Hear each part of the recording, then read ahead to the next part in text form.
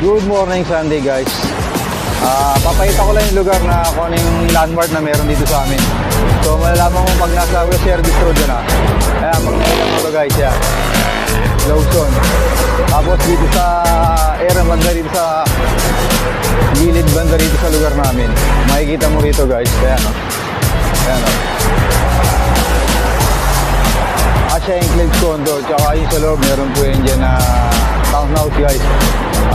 Makikita mo yun dyan sa pinakalikod guys. Ayan. Ayan. Ayan, Asya Condo. Tapos Lika Residence saka yung Asya Enclave. So yun guys, ito yung pinaka-landmark dito sa amin sa West Service Road. Malaman pag nasa West Service Road ka na guys, kapag nakita mo na yung Asya Condo na yan. Yan yung madalas na inaano namin sa Shopee, Lazada, Grab tsaka sa Lalamove. So yan guys, ito yung Lawson. Ayun yung Asya Enclave Condo guys. So yan siya guys. Sa loob ng Asya Enclave Condo. Limang building yan guys, yung dito sa loob ng Asya Enclave Condo.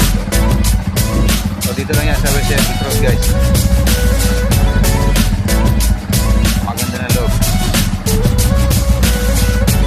Ito guys yung condo na malapit lang dito sa amin. Yan. Way back ko lang dati itong bakanting lote guys, malawak na lupa to. So nabili siya ng Asya Enclaves. Yan. Nasa loob po guys yung Lika Residence. Then ito sa labas yung bago lang na convenience store na Lawson. Yan. So ito yung mga landmark na makikita dito sa amin beside ng lugar namin sa Acero. So napakaganda ng lugar namin guys, di ba? So ayan, ayan. Commercial na natin tong Asya at saka Lika Residence.